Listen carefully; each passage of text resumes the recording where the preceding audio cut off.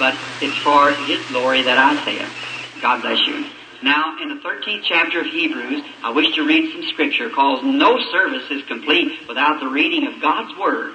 My word will fail, everybody else's word will fail, but God's Word will never fail.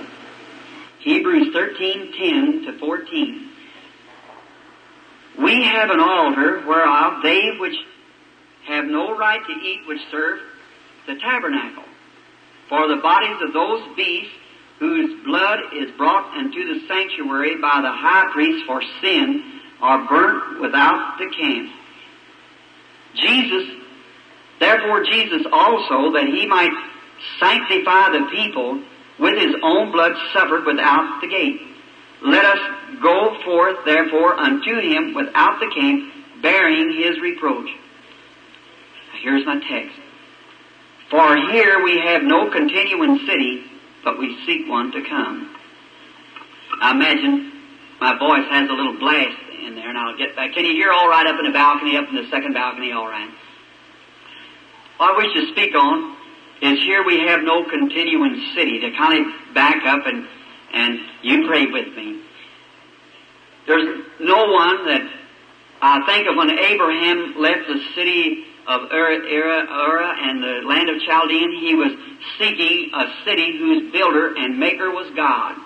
Now there was something in Abraham that he could see that great city of Ur, and he knew that that very thing that made people colonize together, there was bound to be a city somewhere that was typed off of. And by instinct, or by the leading of the Holy Spirit, he hunted that city whose builder and maker was God. And he sojourned in the strange land, professed to be pilgrims and strangers, seeking this city, and dwelling in tents with Abraham, Isaac, and Jacob. And so, then, we see that city. There's no matter how many places you ever roam, no matter how far you go, there's no place like home. Is that right? How many here today is away from home? Let's see your hand. Just away from home. Oh my. I wish I could sing. I'd sing, we're pilgrims and strangers seeking a city to come. Being ever so humble, there's no place like home. Let's take a little trip back home. Would you like to do that? I believe everyone here would like to take a trip home, wouldn't you? Just like to go back home. There's no place that you'll ever go that'll ever seem like that lovely little old city you lived in, or little old dwelling place out in the country. For myself, I want to walk back down the road just this afternoon with each one of you, taking a little evening stroll to view the things over. The first thing comes into my mind at this time is a little humble home built out in the country with a broom sage field and some old apple trees standing around, where my father and mother and their little family lived. A little humble place indeed. We were very, very poor. Daddy had a hard time. He was a very poor man. He worked for 75 cents a day in logwoods. My father had a bad habit, drinking. I'm sorry to have to say that, but that's truth. And my father died in my arms. I see my daddy work so hard till when he would come in, his back would be sunburned until his shirt would be sticking to his back, and Mother would have to take and clip the shirt loose from his back. I don't care what he done. He's my daddy. I'm not ashamed of my father. I love my daddy. He's gone on today, but he's still daddy.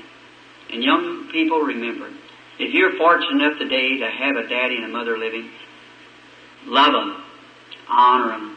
The hour will come, and you'll think they're the greatest people in the world if you don't now. And don't never, little fellows, don't never give this slandering word, old man and old woman. That's not the old man and old woman. That's daddy and mother.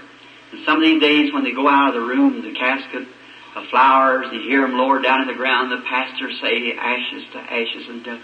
It won't be the old man then. Or it won't be the old woman. It'll be mother, and you'll be wringing your hands and crying.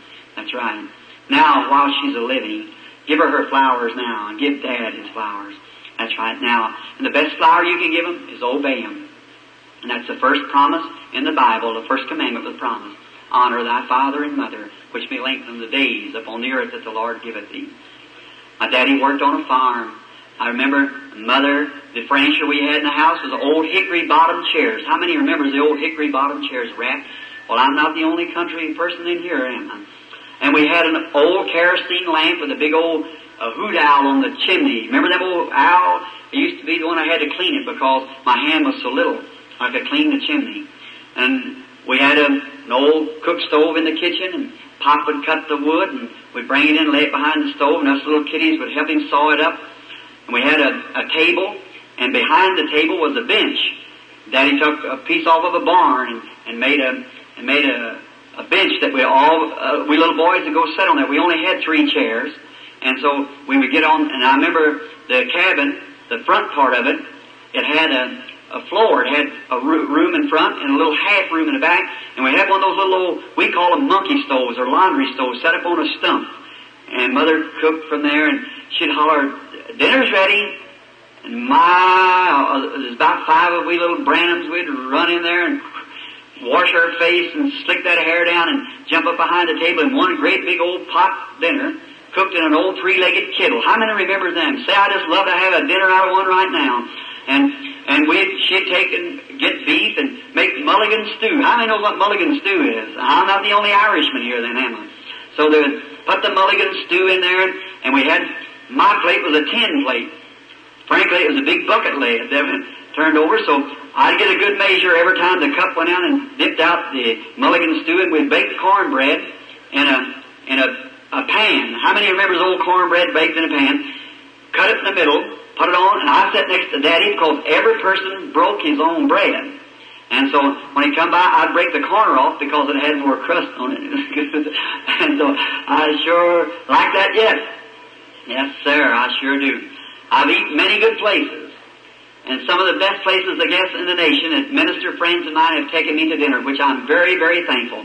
But friends, I'd give everything I ever had or ever will have if I could sit behind that old table one more time and look at my daddy sitting there and eat some mulligan stew with him.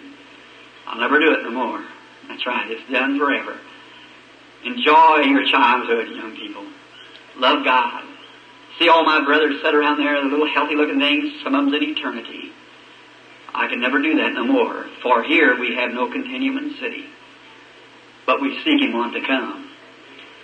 I used to see my daddy when he would come in. He's a little fellow about my size, but strong built. And he would wind up his sleeves like that, and we had out the old apple tree. They had a wash pan sitting out there with an old piece of glass, was drove up in the tree, and a towel made out of a needle sack.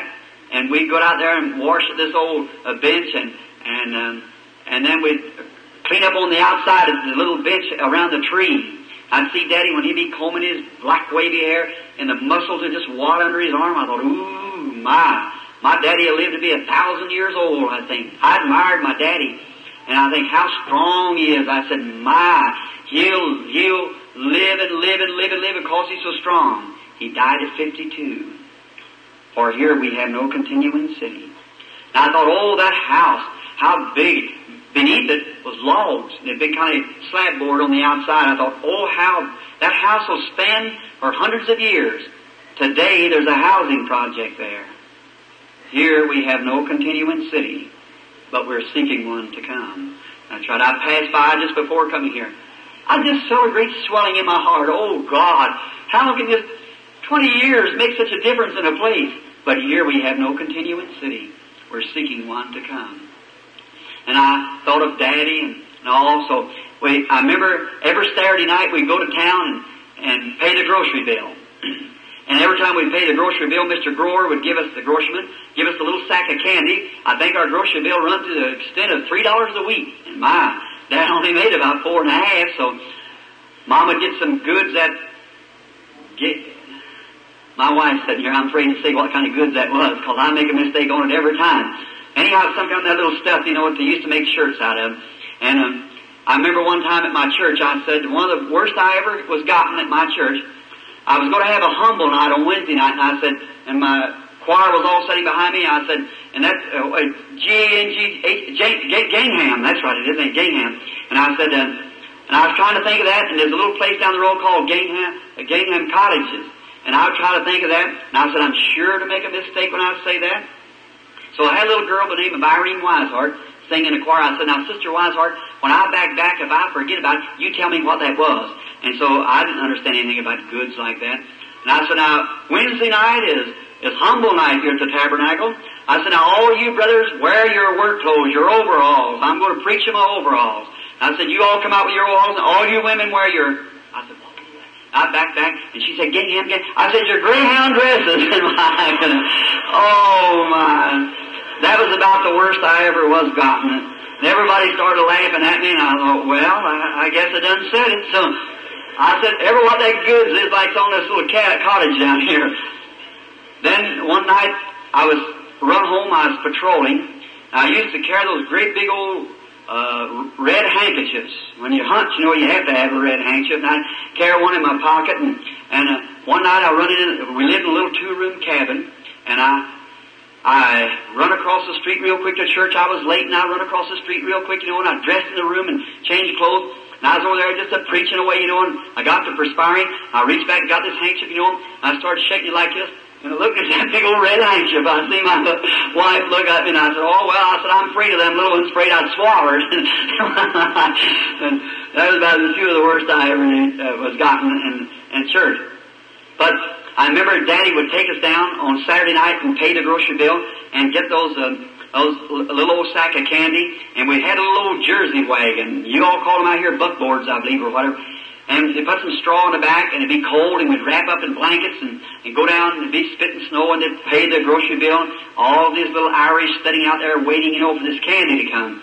Then we'd come out, and that candy had to be equally broken among everyone. If there's one stick over, it was broken into so many pieces. To be sure, every little blue eye was watching right at it, to be sure he never got cheated. So we'd sit and eat that, and I'd play a little trick on him.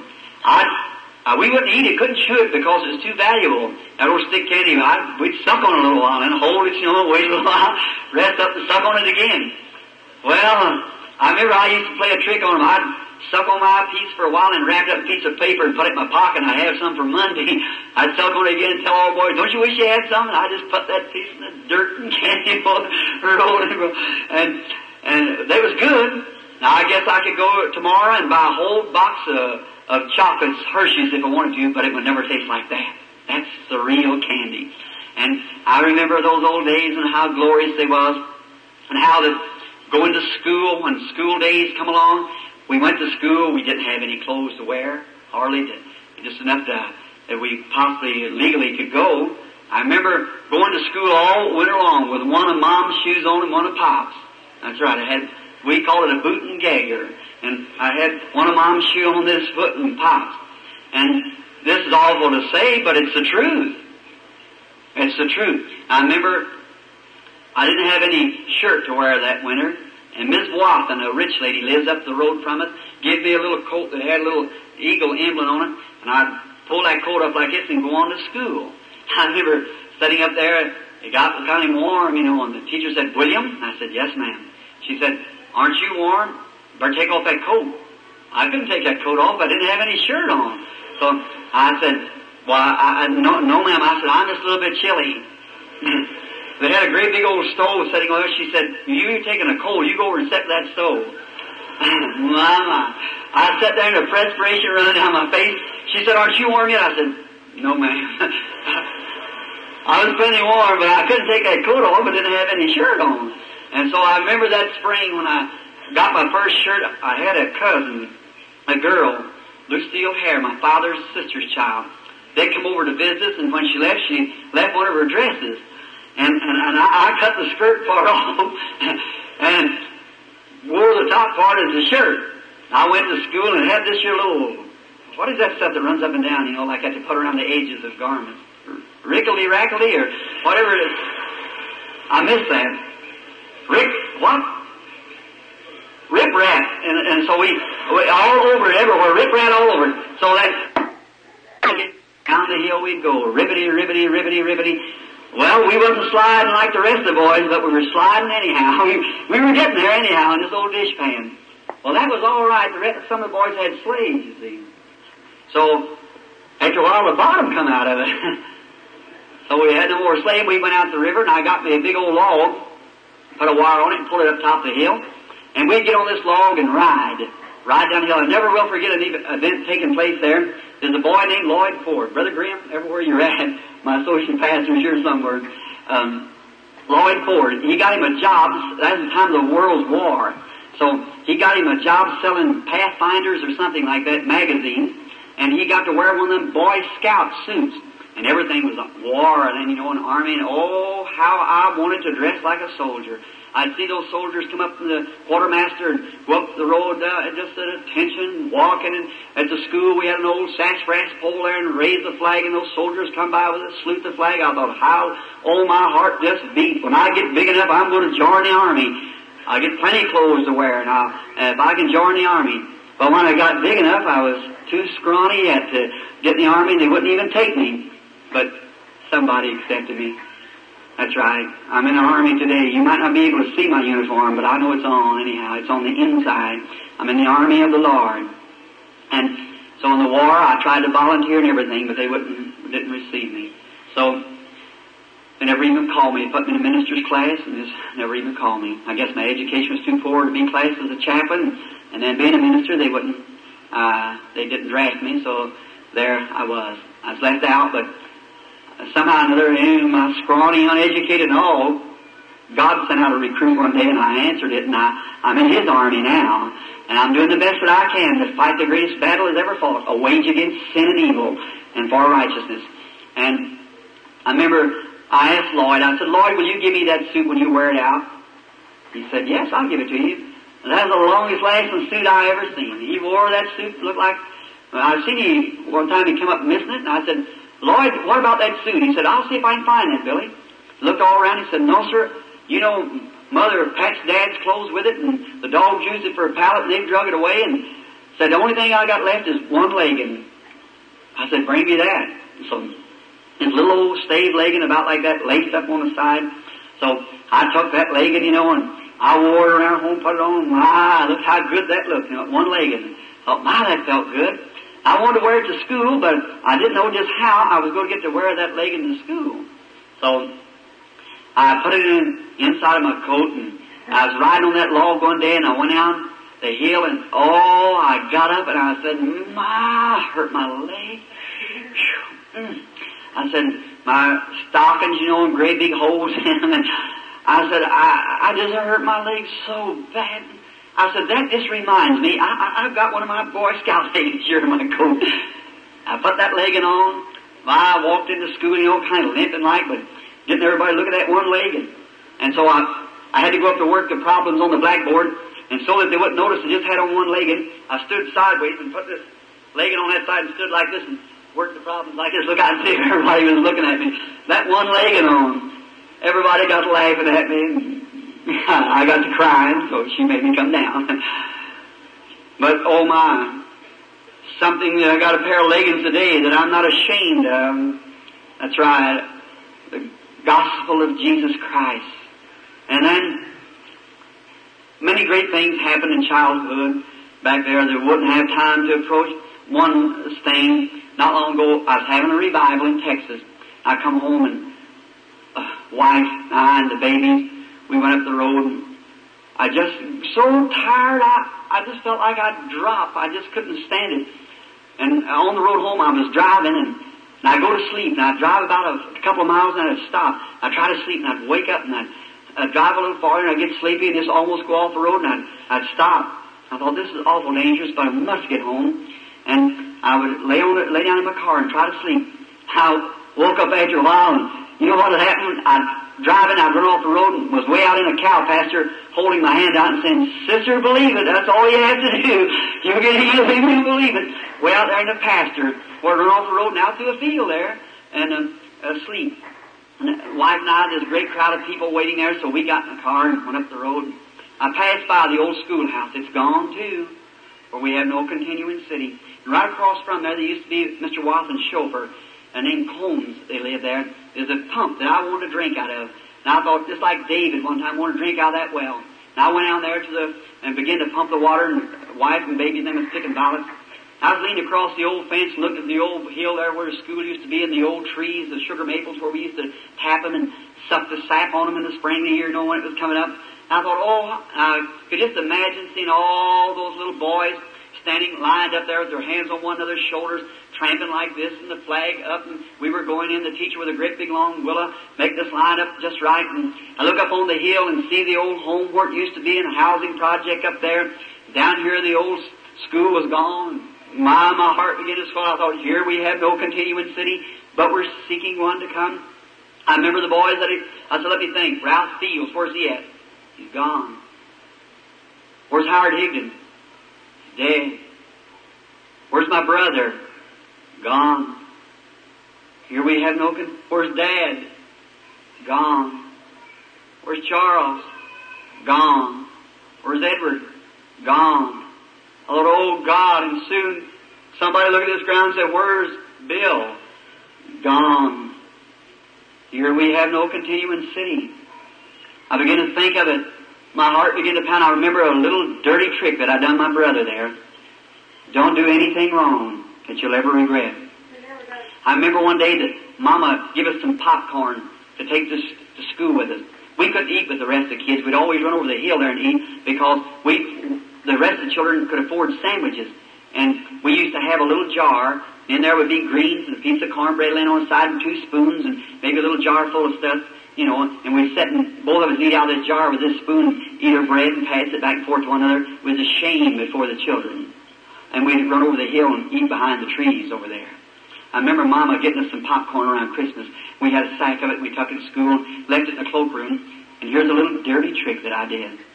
I held up my hand, the teacher said, what do you want, William? I said, may I be excused? I said, yes, ma'am, yes, sir. And I went out the building and went out through the cloakroom. I put my hand down that sack and got a great big handful of that popcorn. Went out and stood behind the school and eat this popcorn to be sure that I got my share of it. And I was eating that popcorn. I never will forget. When dinner time come, we went out and got our bucket and got our popcorn. My brother looked in that sack, about half of it gone. He said, say, said, something happened there, didn't it? I said, sure did. And I know what had happened. I had eaten his popcorn. So, but he shared the rest of it. And standing there leaning over that fence, I thought of all those things. He's the one that's gone on. He died in the hospital calling for me when I was in Arizona many, many years ago. Friend, if I'd have had $100 million laying before me, I'd have given everything that I had if I could have tucked him that handful of popcorn back again. Couldn't do it. He'd gone on. I thought how hard he had to live. He died when he was just a boy. And how that we tried to share clothes with one another just before he died. He put his hand over his heart and said, I'll never live to see Bill again. But said, tell him he's my favorite brother. And when I'm there, I was thinking about that then. I started crying. Wife said, I thought you'd come home to rest. And she seen what was going on. So she got me away and we went on up the road. Life went on as a child, as boyhood, out of hurry. When I was a young man, I seen the way women lived. I never did like girls. Never did like women. Because I got enough to see the way they was lived. If anything, I respected a woman as being true. I don't care if she's any colored white or whatever she is.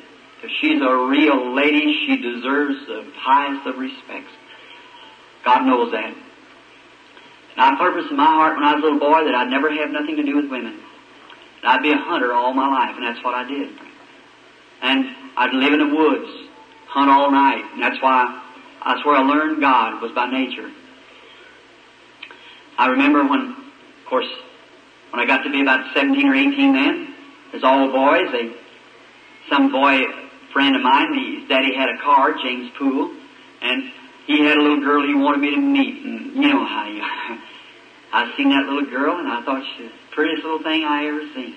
You know, teeth like pearls, eyes like a dove, neck like a swan. Oh my, this is the prettiest thing you ever seen. So, said, she wants to meet you, Bill. And I said, I don't know how to talk to a woman. I said, I can't do that. And he said, oh, come on. So I talked to her a few times, and after a while, he said, I'll get Dad's old car, and said, we'll take our girlfriends a ride. I thought, well, that wouldn't be bad. So we went out. We stopped down there to get some sandwiches, and I went in and got some Cokes and some sandwiches, and come back out, and we ate the sandwiches, and I took the Cokes back, the Coke bottles back. When I went back, I come out. To my surprise, my little girlfriend was smoking a cigarette. Well, I always had my opinion of a cigarette-smoking woman, and I haven't changed it yet. It's the most lowest, immoralist, degrading thing that a woman can do. I'm not here to preach the gospel in that manner. Your preacher will do that. But women, if you do smoke, for mercy's sake, get away from it. How cheap it looks in a woman that'll smoke a cigarette. My, it's the cheapest thing. I'd rather see her drunk anytime. And listen, you talk about a sabotage. Don't you worry about Russia coming in and getting us. Russia ain't going to hurt us. We're hurting ourselves. It's our own moral decay that's hurting us. We're corrupting ourselves. Statistics shows by doctors, I believe, that 80% of the women that have children that smoke cigarettes, if they raise their baby like they should to the breast, in 18 months it dies. It kills the baby, the nicotine poison in the milk of the mother. Why, sabotage, fifth columnist. I still say what this world needs today is not a new president. It needs an old-fashioned St. Paul's revival and the Bible Holy Ghost back in the church again. I believe that's right. Yes, sir. That's exactly what it needs. And the women, how they would smoke, and I thought that was terrible to see a woman smoke. Well, that just broke my heart. I just couldn't stand that. I didn't want nothing to do with that, so I just left her. And so that was the time when the angel of the Lord appeared to me, when she laughed at me, called me a sissy, and made me walk home. That's right. When she said, "Well, you big sissy, I wouldn't even ride with you." I said, "You don't have to." She said, "You don't smoke?" And I said, "No, ma'am." Said, "You don't drink either?" And I said, "No, ma'am." Said, "What do you like to do?" I said, "Go fishing, hunting." Of course, that didn't interest her, so that was the way I thought about it anyhow, and I'm glad today that I did think that. That's right. Amen. Listen, friends, it ain't the robin that pecks the apple that hurts it. It's the worm at the core that kills the apple. That's what, it's sin in our midst is what's hurting us. That's right. Sin in our midst is killing us. Now, then I guess you wonder how I ever got married. Well, when I met my wife, she was a Christian girl. Very lovely Christian girl. And I was then 23, 24 years old. She's a very sweet, humble character. And I met her, I'd take her to church, and she went to church, and she was a very fine, lovely woman. All these people here, my friends from Jeffersonville sitting here in front of me, knows her, knew her, and how a lovely woman she was. She's in her grave today. But that's her body, her soul's with Christ. And she was a very lovely Christian character.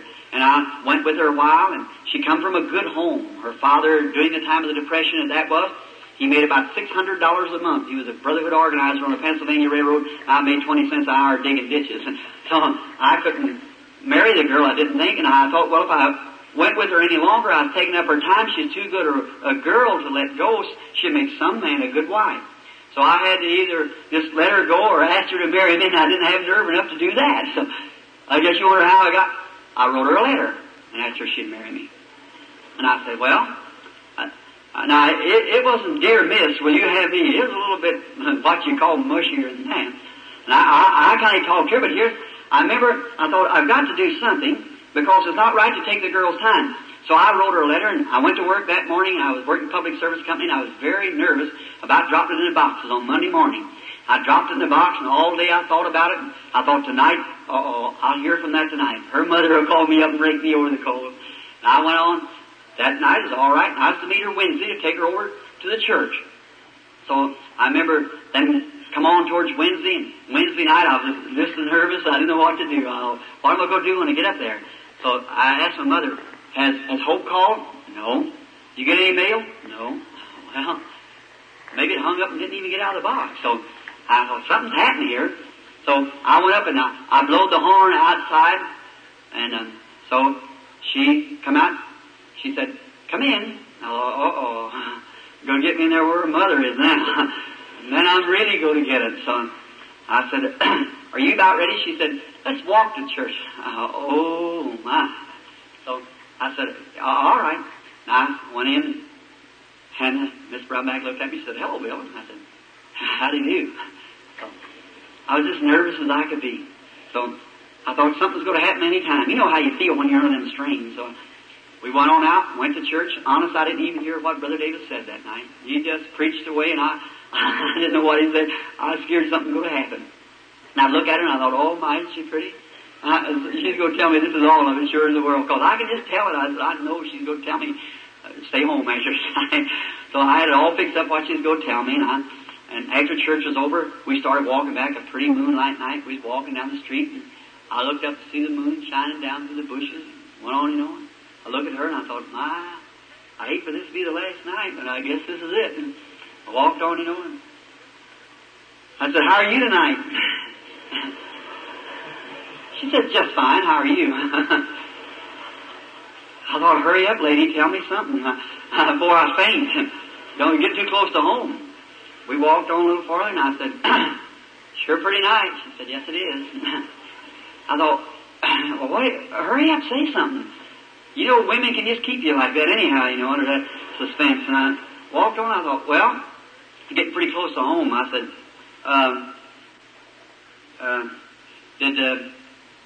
did you get any mail this week? She said, uh-huh.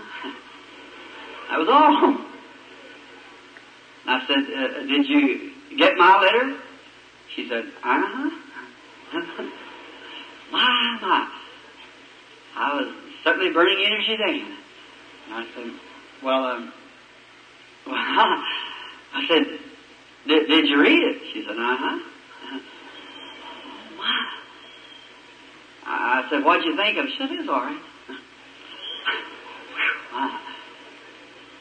And I said, did you read all of it? She said, yes, I read it all. I said, what'd you think of it? She said, it was all right. Well, we got married. I don't know how. We just got married. So, the next strain come when I had to ask her mother and daddy. Well, I knowed it was appropriate to do that. So I never will forget Charlie Brumback. He may be sitting right here this afternoon for all I know. And her mother was a very princely sort of a woman, fine woman, but she belonged up in the ranks, and so, but Charlie was just a good old humble brother. I thought I better ask him and let him ask her, you see. So I thought I'd get by the man better than I could talk to the women anyhow. So I said, one night I was leaving, Hope said, have you asked Dad yet? And I said, no. She said, well, you ought to. I said, I know I should, but I said, I think it'll be all right. So when I went to leave that night, he said, see you later, Billy. I said, Charlie, I said, could I talk to you just a little bit? I said, come out here just a minute. Walked out a portion, I was just sweating and shaking. He said, I said, Charlie, I want to ask you something. He said, oh, you can have her, Bill. Go on and speak to her. Oh, I love him to this day. I said, Charlie, I can't make her a living like you do. I can't give her clothes like you can buy her. But I promise you this, I love her with all my heart. I'll work till my hands bleed to make her a living, and I'll be as true to her as I know how to be. He was a German, he put his big hand over on me and said, Bill, I'd rather you would have her and be good to her than somebody that had a lot of money would treat her mean. I said, thank you, Charlie. We got married. We didn't have nothing to start housekeeping on. The only thing we had, I tell you what we had, a little old place where I rented. My rent cost me $4 a month. And I went into a little old place there, and somebody gave us an old-fashioned folding bed. You remember them old folding beds? Straw mattress, straw tick on it. And we had a little old table we bought from Sears and Roebuck and chairs. We had to paint it ourselves. And so I painted it, and we had 2 linoleum rugs, got from John Jobbers. That was just a second-hand place down in Jeffersonville. I said that John Jobbers so they could catch the benefit of it. And so we got, I think they cost $1.25 a piece. And I went over to Mr. Weber's, he's a junk dealer, and bought a cooking stove. And I give him $1 and something for it, and I had to pay $1.75 for grates to put in. I got an ice box from the Public Service Company for 50 cents when they took it on swap. We went to housekeeping. But friends, it was just this paradise on earth. We had each other. I'd become converted in that time, become a minister, and was preaching, and I loved the Lord with all my heart, and we loved one another, and that's all we cared for. And listen, happiness does not consist of how much of the world's goods you own, but how contented you are with the portion allotted to you. That's right. Remember that. That's all we had. We were happy and lovely. I had a little church there they built for me. The little tabernacle stands today yet as memorial. And we all, great crowds of people come from far and near around the country to hear the simple gospel. And we were just doing wonderful. And I remember a lovely little boy was born into our home. I call him Billy Paul. I want him to be with me in the next meeting to Carl's dad as soon as we leave Arkansas here. And so he's 14 years old now. And a little later on, 11 months come along, another lovely little sweet thing by the name of Sharon Rose. Just before Billy was born, we had saved enough money that I was wanting to take a little time off. And I went up to Waljack, Michigan to a meeting. And with an old man that had white beard and white hair by the name of John Ryan. And so I went up there, and on the road back, coming back, I'd seen signs, great crowds of people everywhere when I passed through Mishawaka. I thought, what are those people? And I went over there, and there's some of them in T-model Fords and some in Cadillacs. And they told me that I couldn't get no place to stay. And they said, there's a conference going on here. The Pentecostal people are having a conference. The PA of JC, I believe it was PA of JC, denomination of Pentecost, call that. Well, I've seen all kinds of people. I thought, well, that's a religious meeting. I believe I'll go in. Well, I never heard so much noise in all my life. So, all church manners, they didn't have it. They were screaming, shouting, and carrying on. I thought, what in the world? I looked around there, and it's at a tabernacle. Some of you might know the man's name. His name's Rao, Reverend Rao. Anybody here happen to know Reverend Rao? And yes, someone here knows it. Reverend Rao. It was his church. Well, they were just clapping their hands and carrying on and dancing. And I said, my, isn't that horrible? People dancing in the church? I said, well, that's a shame. And I was sitting in the seat of the scornful, sure enough. So I thought, something old kind of got a hold of me a little bit. And I thought, well, now, I counted my money. I had $2.15 left. And I went out and thought, well, now, I can't stay in a tourist court because I ain't got the money. But I'm going to stay over, just got enough money to buy my gasoline to get home. So I went out that night and slept in a cornfield. And I didn't have very good clothes. And the next morning, I went to the service, and that day, my ministers preaching. And how I noticed that night, because that every preacher comes to the platform, 150 more preachers come up the platform that's having a conference, international conference. And they were all sitting on the platform. He said, we haven't got time for all of you to testify. I went up. He said, just say who you are and where you're from. And he come to me. I said, Evangelist William Branham, Jeffersonville. Sat down. Well, come to find out, I was the youngest minister in the group at then. So that night I thought they was bringing all kind of preachers, and it shows an old colored man to bring the message for that night. Real old, just a little rim of hair around his head. He had an old preacher's coat on, that velvet collar, kind of that cutaway coat. Poor old fellow come out to the platform like this. Oh, I felt so sorry. I wanted to get up and help the old man. And he'd come out, and they had to have the conference up there on account of not having it in the South, because they had both colored and white together. And the old fellow was standing there, and all the ministers that day had been preaching on what Jesus done and so forth. But he took his text over in Job, somewhere there where it said, where were you and I laid the foundations of the world, and when morning stars sang together and the sons of God shouted for joy. Well, where the ministers is bringing the activities of the church on earth, he went up into the heavens back under and come plumb back down about 10 million years before the world was ever formed, and come back down the horizontal rainbow with him. And about time he got down there, he let out a great big hoop and jumped up and clicked his heels together. Said, glory to God. He ain't got room enough up here for me to preach. I looked at that. I said, well, if that'll make an old man like that act like that, what would it do to me if I got some of it? I said, I want some of that. That's what I want. If it'll make an old man like that, well, what would it do for me? So I went out that night in the cornfield and I began to pray. I said, Lord, let me get some of that. So I said, you give me favor with them people. And prayed way in the night out there in the cornfield. I had some seersucker trousers. My others got all dirty there in the cornfield. So I laid them on my seat and took the two seats and put them together out of my car and pressed my trousers that night. And I had my little seersucker shirt. Nobody knew me, so I just laid it down there. Seersucker shirt and a little old T-shirt and seersucker trousers rather. I laid them down there. Next morning I got up, shined them all up, meeting get at 10 o'clock. We had breakfast after breakfast, and I wouldn't eat with them because I didn't have no money to put in. I just didn't eat with them. But they made me welcome. Everything. I didn't know no one there. But a little fellow, I forget what his name was, he played a violin, a little curly-headed fellow. And so the next morning I walked in, sat down, and so after a while I looked over, and another man come in, sat down, a colored man, sat down by me, big bunch of people sitting there. So I was sitting there, and they said, we're going to begin the services, and they was talking, making their, selling literature and whatever they had. And he said, there was a minister on the platform last night by the name of Branham from Jeffersonville. Said he was the youngest man on the platform. We want him to come up and bring the morning message. Mercy. Well, I'd never even seen a microphone. They had a microphone there. I thought, what? Well, I couldn't. Seersucker trousers and T-shirt. I just hunkered down real low like this. He announced again, said, anybody know where William Branham of Jeffersonville? Said, we want him to come up and bring the message. 1,500 people there sitting there. Not me before that. I just sat back there. No, sir. I was too countrified to get up there. So I just sat there real low.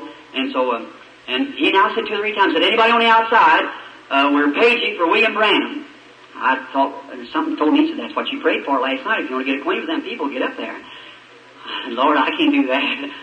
Seersucker trousers and T-shirt. I said, no, So I was sitting there, and when he announced again, this colored man looked over me and said, do you know that man? Oh my. Talk about on the spot. I said, I know I had to lie or something, or tell him. I said, look, fella, look, I keep this to yourself. I said, I'm he, see? But he said, well, get up there, white man, get up there. I said, no. I said, I got on, look at these pants here. He said, them people don't care what you got on, they want to hear you. I said, look, I can't get up there. I said, I don't, you just keep still. And he said, if anybody knows where, he said, here he is, here he is. Here he is. I thought, oh my. I could just feel my heart, my knees real weak and my arms look like it's going to drop off. Well, this looked like something picked me up, and here I went walking up, just as conscious, seersucker trousers and T-shirt. I got up there and I said, folks, I don't know very much about, before them preachers who could really preach, oh my. I said, I just want to say that I love Jesus, and you know, started like that, and so he said, I started to walk off, and he said, speak a little for us, Brother Branham. And I turned over and I said, I just don't know what to say, and I have to think of a text. And then he cried, the rich man, that when he lifted up his eyes in hell. And I took that text, and then he cried. And I got to speaking, and the first thing you know, something hit me. My, I was lost out of this world for a while. And everybody got to screaming out. Went outside when the service was over, and a great big fellow from Texas with cowboy boots on and a big cowboy hat said, I'm a preacher. I thought, well, brother, my seersucker trousers are not so bad after all. You know, cowboy boots and a big cowboy hat to be a preacher. And he said, I heard you say you was an evangelist. I'd like to sign you up for a couple weeks revival down in Texas. I took his name. I said, oh, my Lord, you're just doing great things for me. I took that all down, you know, a little bitty fellow with these little golf-playing trousers on. Walked up and said, I'm from Florida. I'd like to have you over there for a couple weeks. Why, I seen it just common people, after all. So, first thing, a woman come up the Indian reservation, wanted me to go there. Well, I had enough invitations last me about a year. I jumped in that old Ford, it had backslidden, down the road I went. I rushed in home, wife met me, you know, and I said, oh, honey, I got something to tell you. I met the cream of the crop. I said, my people who just scream and shout and jump up and down, they're not ashamed of their religion. I said, my, the best you ever seen. She said, where are they at? I told her, and I said, look here, I got a whole stream here. I said, I can just preach and preach and preach it. And you know what? They accepted me. I said, is that right? I said, look, I'm going to quit my job and start right out. She said, well, we haven't got any money. I said, how much money we got? She said, we got that $12 in there, payment on the Ford. I said, well, you know, the Bible said, don't take anything when you go. See? Don't take any script, or if you got 2 coats, give one to your brother. He said, I'll be with you. I said, that's what, I said, will you go with me? She, bless her heart. She said, yes, I'll stick with you. So, I went and told my mama, and mama said, oh, it's all right, honey, if you feel that. Well, I went and had to tell her mother, and that didn't work so good. She said, William, she said, she's your wife. You may take her if you want to. But said, I don't want my daughter drug out among that bunch of trash. Trash? Friends, I found out this, that what she thought was trash is the cream of the crop. That's right. And I say that with respect. Said, out like that, where all that carrying, screaming and carrying on like that, said, won't you go on up there and be a pastor, and someday they'll build you a parsonage, and, well, that didn't, oh my. So Hope began to cry, and so I said, well, she said, I'll go with you, but anyhow, I didn't want, she said how it would hurt her, so I just let it go, went on. Friend, the little girl that was too good to be with that trash, I buried her just a little after that. Sorrow set in right there. I'll hurry, just a few minutes. I got left, about 15 minutes. There's where sorrow struck me. Now you let what my mistakes be your gain. You prosper, but what I had to suffer for. Sometimes you see me standing on the platform, laughing. You don't know what's beneath there. That's right. I tell you, there's been a price paid that nobody knows but God alone. Right away, my wife taken sick. First thing, I lost my daddy. I run over to the house to see him, picked him up in my arms like that. He looked up at me like that. He smiled. A doctor gave him a dose of medicine and killed him. One overdose of strychnine for his heart, and it killed him. Of course, there's nothing said about that. An undertaker covers up the doctor's mistakes many times. Nothing that I've got against doctors, but I say there's nothing said about that. But some woman here not long ago trusted God out in California for her baby, and it died. And every newspaper and magazine packed it across the country. And at the same time, where one didn't have faith enough for deliverance, everybody criticized that, all the magazines and papers, and God heals thousands, and you'd have to pay them to put it in the paper or something like that. But look here, let me tell you something. The Bible said, come let us reason together. Is that right? Listen, the same time that picture was being packed across the country, telling people that divine healing can't be trusted and everything like that, the doctor lost thousands times thousands of cases, and there was nothing said about that. Isn't that right? Listen, come read together. Sauce for the goose is for the gander too. Let me tell you, if one person being lost by divine healing with not enough faith to recover, and it's all branded as fanaticism, then if the doctor loses one case, branded fanaticism. Sauce for the goose is for the gander. Is that right? That's right. But friends, what medical science and ministers ought to get together and cooperate together and know we're all working for the good of the people and for the glory of God and work together. That's what we ought to do. But anyhow, my father, he was killed then with this doctor, giving him an overdose of medicine, and it killed him. And right away, my brother was riding on the side of a car, got his neck broke, died in my other brother's arms. My sister-in-law died. My wife took sick, and the 1937 flood came up, and there was sorrow. I never will forget it. Wife was laying just at the point of death. I went and I was praying for her, doing everything I knew, and every time I'd pray, it looked like, I went and told my church, I said, she's going to die. I said, no, I said, she's going to die as certain as anything. My babies, both of them were sick. The flood come up and everything, houses breaking over and rushing, and miles of water sweeping over the country, and they'd taken my wife out to the hospital, to the government hospital, temporary hospital. And I was on patrol duty, and I was riding up and down the streets and trying to get the people out. And I never will forget one horrible night. Oh, God, when I think of it, there, in that critical hour, I had a truck there, a little patrol truck, and I was taking a boat, and I was coming up the road, and somebody said over on Chester Street, the dike's about ready to break through, and said there's a woman screaming for mercy over there, nobody can get to her. Well, I was raised on the river and thought that could do pretty good with the boat. And so I got the boat and set it in the water and started off. And I looked over there and I heard that mother. It was about 11 o'clock at night just screaming, mercy, help me, standing out on her porch. And I got up there and tried to get the boat across and went way down, come out the other side, the water sweeping down through the street. I went way back again and tried, and finally it hit against the post. And the mother fainted. I picked her up, put her in a boat. 4 or 5 little children. I got them in it, went back and finally got to the shore. And just as I got to the shore, somebody said, my baby, my baby. Well, I thought the woman left a little baby in there. And back I went. And just as I got over there, I run through the house, come to find out, the baby, there's a little girl in there about 2 or 3 years old, and that's who she was talking about. And I didn't know it. And I was over there, and the dike broke through up there on Chestnut Street, poured down, and away went the building. And just as I jumped in my boat and had to run my hand in the water to jerk the rope, or my boat, then I got out into the stream and couldn't get it started. On down we floated, got out over on Market Street there. Big waves are dashing against the side. I thought any minute I would go to the bottom. I knew there in that boat, I knelt down. I said, oh God, I know I have disobeyed you. And I believe, friends, if I'd have went on back down there when those people called me in, the gift of healing would have been manifested right there. That was God's program. But I failed to walk in what He told me to do. I listened to what people told me instead of what God told me to do.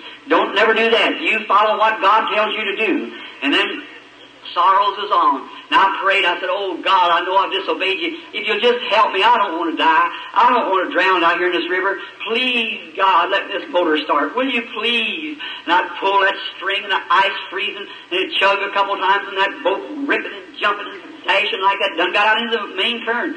I didn't know what was going to happen to me. And I'd try and it wouldn't start. And I prayed again. I said, God, my poor wife laying out there sick, my baby's sick, and hear me drowning in the river. Why, oh God, what can I do? And I said, if you just help me, Lord. And I pulled the string again, and away it went. Oh my. I started right into the river, out of the river, got on into the, come out way down towards Clarksville. And I come around and got back up and got to my truck. And some of them said, did you know the government just washed out? When that dike broke, out to the hospital I went as hard as I could. I met a Brother George D.R. there. He said, oh, Brother Bill, he put his arms around me. He said, looks like things are close. He said, Brother Bill, if I never meet you again, I'll meet you in the morning. That's the last time I seen him in life. That's right. He left a little afterward. And I said, where's Hope? Said, I don't know. And I went over there and I met one of the officers of the government. I said, sir, what become of the hospital? Said, all washed through there. I said, did any of them get drowned? Said, no. They went out on a train to Charleston. And I run and got my car and started out the Highway 62 leading to a little city, Charleston. And when I got out there was about 5 miles of water done come down through Lancashire Creek and cut it off. I went and got my boat and I couldn't even pierce that water. I'd start through there and it'd whirl around like this. And I'd set at this angle and just give it all the gas that I could and hit them waves like that. It was so rough it'd come around south of them woods and throw my boat back down this way and I'd come out down behind the government. And there I was caught on a little island and I sat there for days up on that island. Thinking, some of them said the trussels went out from under the bridge up there and everybody that went out on that train was drowned. Wife, 2 children, and all. Oh God, how nervous I got. I walked the floors. I didn't know what to do. I thought, oh, what will I do? And they're gone. And after a while, as soon as I could get over, the water dropped enough that they could get me across, I got to Charleston. I was looking. I met an old friend of mine. He said, no, that train never washed off. Said, they went through, but I don't know where they're at. I went out and the dispatcher told me, said, a mother and 2 sick children, I put them off in Columbus, Indiana, but you can't get to them. Said, the water's cut off this side. I started walking back down the road, rubbing my hands, crying, saying, oh, God, take me. Don't let me suffer. Take me, Lord. Don't let me have to go through this agony. Walking down the road, and a man drove up to me in a car. He said, I know what you're looking for. I said, you're looking for your wife, aren't you? I said, yes. He said, don't you know me? He said, I go with Mary Mayo. I said, yes, I remember you. He said, your wife is dying in the Baptist church at Columbus, Indiana. And I said, surely not. I said, yes. Said, she's got tuberculosis. And said, you wouldn't even know her. And the doctor says she's going to die. She's laying right next to my girlfriend.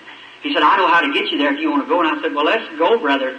And I remember that night when I run into the building up there, the Baptist, they made a hospital. They had army cots everywhere. And I run in there, boots on where we waded the water, and I began to scream, Hope, Hope, where are you, honey? Where are you? Just beside myself.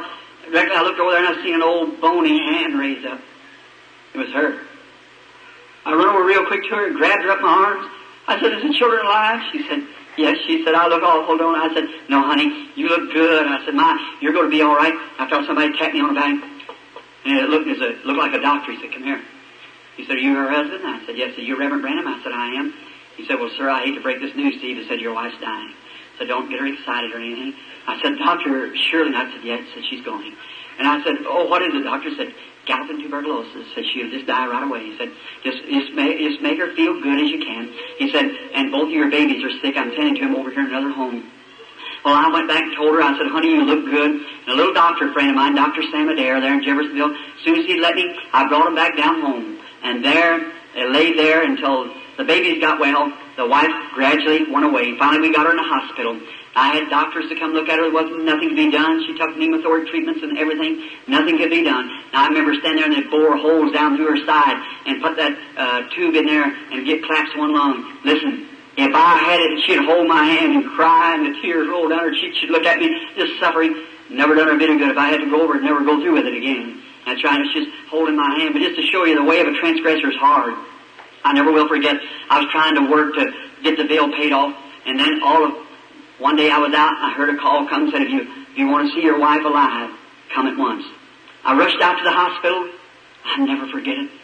I jerked off my hat and threw it in the truck and run up through there real quick, and here come little Dr. Adair walking out. God bless his little heart. He's a fine man. he come walking out. We'd eat together, slept together, fished together, just bosom friends.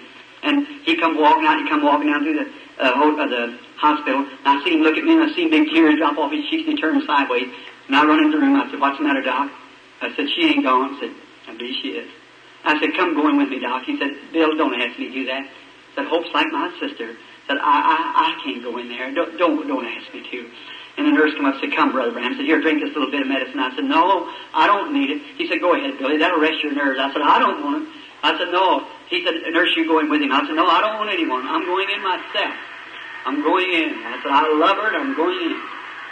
I walked the door, opened the door, and there she lay, all covered up like this, and blanket sheet pulled up over her face.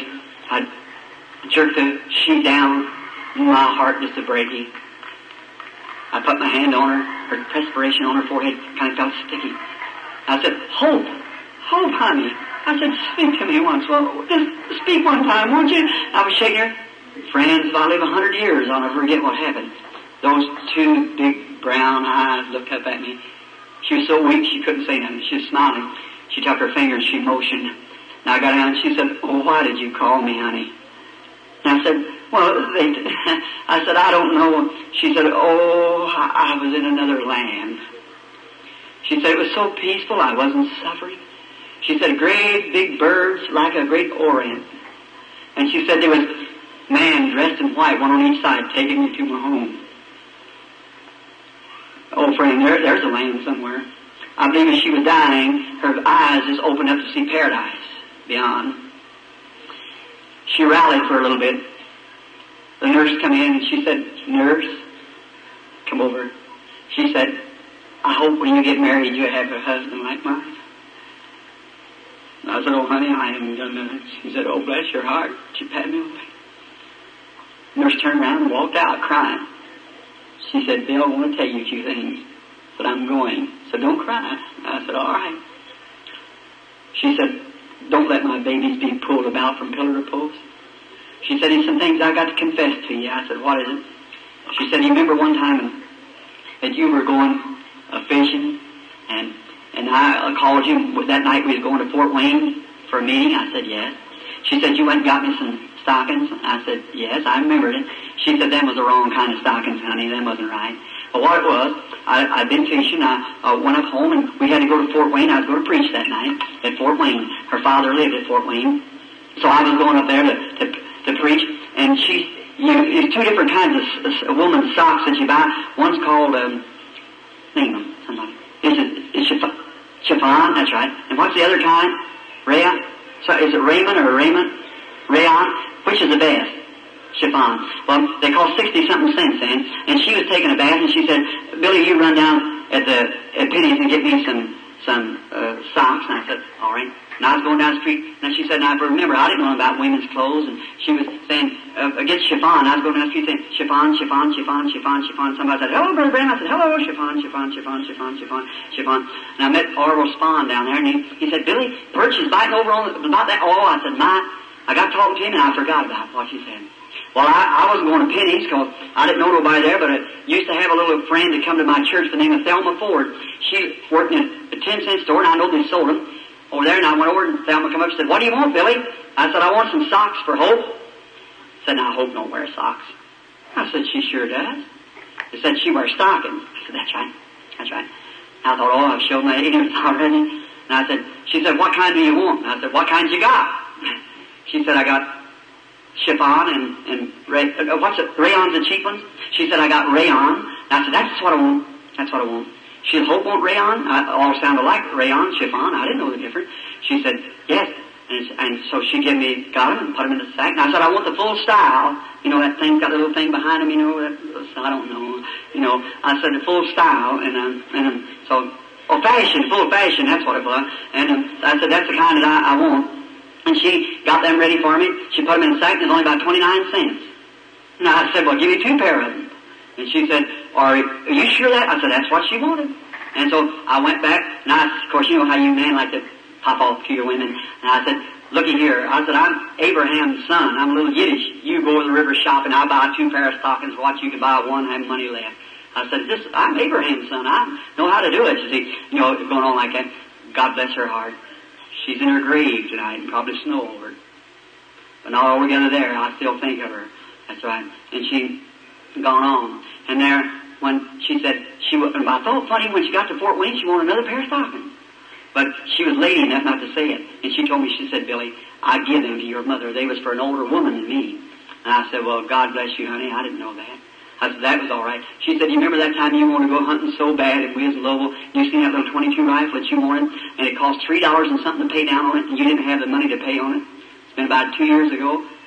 And I said, yeah, I remember that. She said, Bill, I've always wanted to buy you that rifle. She said, I won't be with you but just a few minutes longer now. But she said, when you go home, look up on top of the old phone in bed under that paper. I've been saving nickels to buy the rifle. She said, will you promise me you'd buy it? Oh, my. When I went home and found that $2 and something laying there like to kill me. I said, sure. I said, honey, you're not going, are you? She said, I hate to leave you, but said, I must. She said, I don't mind it. She said, it's all right. So now another thing I'm going to ask you. Don't stay single. I said, oh, don't ask me. She said, promise me. Promise me that you won't stay single. My children have a home to go to, not be drug around everywhere. I said, honey, I can't do that. And she said, promise me. She said, I can go a little easier. And she didn't mind it more than you mind taking a drink. She said, I just said, I hate to leave you and the babies, but she said, oh, Bill, it's so wonderful to go like this. And I said, well, I'll do the best I can. And she said another thing. She said, you realize why I'm going, don't you? Oh, that's what hurt. She said, if I wouldn't have listened to Mama and would have listened, said it would have been different, wouldn't it? I said, that's right, honey. I said, oh, what will I ever do? She said, do this. Don't be ashamed of this Holy Ghost religion. She said, it's the greatest thing in the world to die by. She said, stay and preach as long, and said, promise me you'll go right out into the fields where we were supposed to go. And said, promise me that you'll do everything you can. Said, and tell everybody that it's glorious when you get ready to leave here. It's wonderful. And I said, oh, honey, it's so good to see you go like that. And she said, I said, where do you want me to place you? And she said, you take me up on the hill. I said, I'll take you out to Walnut Ridge. And I'll bury you up there at the hill, your body. And I said, honey, I promise you, I'm going, if God will spare me, I'm going right out into the field and I'll never stop until the last drop of blood or life is gone from my body to do, or try to make an atonement. And I said, I'll do everything that I can to live right. I'll do right. And I said, look. And she said, goodbye. And I said, are you going? I said, look, on that morning, I said, so we'll be able to get together now. I said, if on that morning I want you to go to the east side of the gate. And I said, I want you to stand there. And when it'll be terrible down here. I said, if I die before he comes, I'll be sleeping out there. I said, we'll get together. But if I'm somewhere on the field and be taken up, I said, you go there and wait for the children and stand there to the side of the gate. And then when you see Abraham, Isaac, and Jacob coming in, start screaming, Bill, Bill, just as loud as you can. I said, I'll answer you there. She raised up her feeble hands. I kissed her goodbye. That was my last date with her. I'm on my road. That's right. Someday, I shall go. When we took her down to the funeral parlor, I went home. I couldn't be satisfied nowhere. I went over to Mama's. I was crying. I went home. And they said, Mama said, stay over here. I said, no, I'm going home. We didn't have no furniture, but what it was ours. And so I went home to lay down. And just then, Brother Frank Roy come up, said, Billy, I hate to tell you something, son. I said, well, I was just right there. Said, that's not it. Your baby's dying, too. I said, can it be? He said, yes, it is. And away they took me out to the hospital to see my little Sharon, my little girl. I couldn't call her. I wanted to call her a Bible name. I called my little boy Billy Paul, after me and after St. Paul. And then I wanted to call the baby a Bible name. I couldn't call her the Rose of Sharon, so I just called her Sharon Rose. And I went out to the hospital, and the doctor met me, and he said, Billy, she's dying. Don't go in there. And I stood there at the legs. The nurse turned her back, and I run down there, and I went down to where she was at. I looked at her, and there, the little thing laying there, I never will forget. She's just 8 months old. And I remember I used to come home. She'd sit out in the yard, and I'd blow my horn like that, come around the corner, and she'd go, goop, goop, goop, just read. I just love those little fellows. And she was suffering so hard, to one of her little fat legs was moving up and down in a spasm, and looked like her little hand was waving. And I looked at her, and I said, Sherry, honey, you know Daddy? And I was trying to make myself strong. And I said, you know Daddy, honey? and her little lips got to quivering, and when she looked at me, she was suffering so hard, so her little eye went crossed. Oh, my. When I seen that tender little blue baby eye cross, I didn't know it then. But I understand now, there's never been a cross-eyed child come in the line. But while I think of that, there's never been one pass over the platform, but what's been healed too.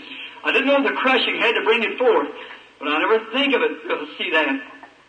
That little eye crossing as she was suffering so hard. And I knelt down and I said, oh, Jesus, please, God, I'm sorry for what I did. I said, don't take her from me. I will love her, Lord, with all my heart. Please, God. It looked like a big black curtain come falling down. I knew she was gone. I raised up, put my hand over on her head. I said, God bless you, my darling little sweet angel. I'm going to put you in the arms of Mother. The angel is coming to pack you home in a few minutes. But someday, Daddy will see you. I raised up my head and I said, God, you gave and you've taken away. I don't know why you're slaying me. I said, yet you may slay me. I'm going to trust you as Job did. I'm going to believe you. I said, somehow you're breaking my heart. I don't know how I'm going to hold up any longer, but I said, God, I commit her little soul to you. Take it, Lord Jesus. Put it on the altar with the mother, and someday let me come to see them. And as I did that, the angels of God sweetly come down and taken away her little breath and bore her away to be with her mother.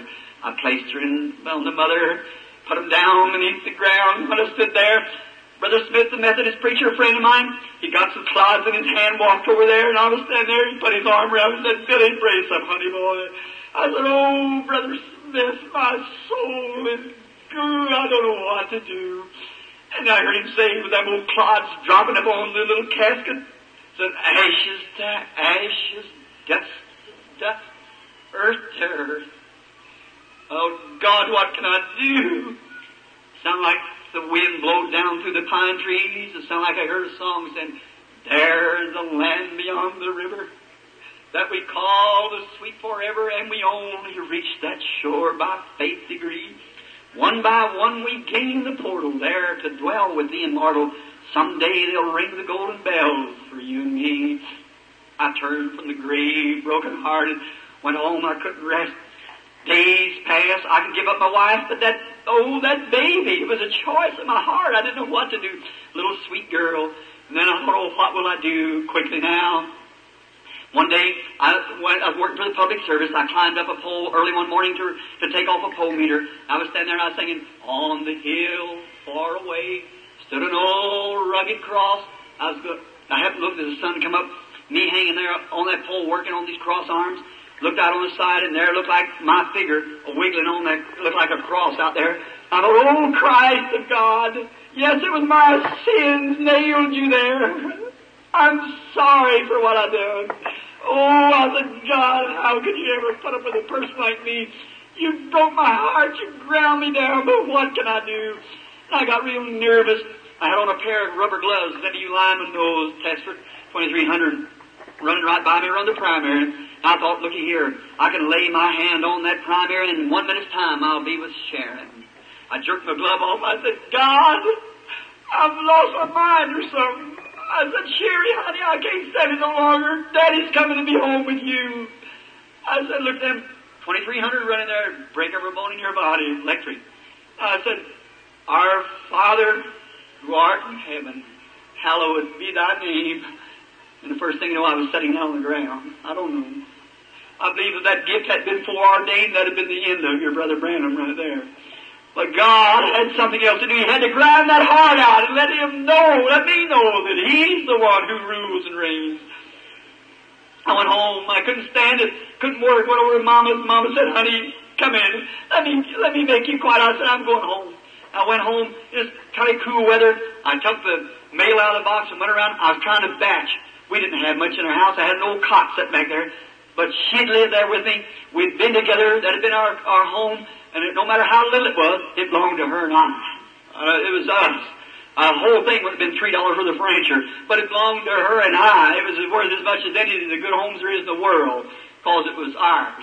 And I went back there in the kitchen. Cold frost coming up through the floor. And I never will forget. I opened up the mail. The first mail I opened up, it said on there, Miss Sharon Rose Branham. It was her little Christmas saving. The banker knew that she'd never draw it, so Dollar 80 he said it to me, and I just couldn't stand it. I broke down and started crying. It was getting towards night. I knelt down on the floor, and I started crying and praying. And what an hour. I couldn't hardly stand it. I went to sleep. Laying there, I dreamed. I thought I was out west. And when I was out west, I was walking down through the prairie, and I was whistling that song. The wheel on the wagon is broken. Sign on the ranch for sale. I was whistling like that, and I seen an old prairie schooner, and the wheel broke down. And standing there by that schooner stood the most beautiful blonde-headed girl, her pretty blue eyes shining, dressed in white. I had on a hat, and I passed by. I said, "How do you do, miss?" And put my hat back like that, and she said, "Hello, Dad." And I looked around, and I said, "Dad?" She said, "Sure." I said, "Well, young lady, I beg your pardon." I said, "You're as old as I am. How could I be your daddy?" She said, "Daddy, don't you know me?" And I said, "No, ma'am, I'm afraid I don't." She said, "You just don't know where you are, Daddy." And I said, "Well, what do you mean?" She said, "Where's Billy Paul? That's your little brother." And I said, "What is it?" She said, "Daddy, on earth, I was your little Sharon." I said, "Sharon? My baby?" She said, "Yes, Daddy." I said, "Remember, we're immortal here. When we come here, we're not little babies no more. We're all one age." And I said, "Oh, honey, are you Sharon?" She said, I said, "Where's Mother?" Said, "She's up at the new home." I said, "A home?" Said, "Yeah." I said, "Well, honey, there's something wrong here." I said, "Branhams never have homes. We're more or less vagabond people." I said, we don't have no home." She said, "But Daddy, you got one up here." I looked around over to my right, and there was a great, big, beautiful home, and there was light shining up all around. She said, "Mother's waiting for you. I'm going to wait here for Billy." I said, "All right, honey." I took out running as hard as I could, my hat in my hand. I run right up to the step. When I got there, Hope would usually meet me, come out with her arms out. And I went up, run up the steps as hard as I could. Now I got up top of the step. Here she comes, dressed in white, that black hair hanging down. She come right up to me. She raised out her arm. I run to her, throw my hat down, and just knelt there on the side of her. She put her hand on my head. She said, "Bill, what are you worried about, honey?" I said, "Oh, Hope, I can't stand it any longer." I said, "I see, is that Sharon Rose down there?" She said, "Yes, Bill." She said, "What you worrying about? You worrying about me and Sharon?" And I said, "Honey, I just can't stand it." She said, "Stop worrying." I said, "Don't worry. We're lots better off than you are." And I said, "That may be so," but I said, "Hope, didn't she make a pretty woman? Aren't we proud of her?" She said, "Sure." She said, "Aren't you tired?" And I said, "Honey, I've just been preaching and praying for the sick so long, and that's the way I know I'll go. It had to come. It hadn't come yet." I said, "I've just been preaching and praying for the sick till I'm so tired I can't hardly stand up." She said, "Won't you sit down?" And I looked, and there was a great big Morris chair sitting there. I looked at her, and she looked back at me. She said, "I know what you're thinking. Down here one time, we had them 3 old chairs, or 2 old chairs at the house, and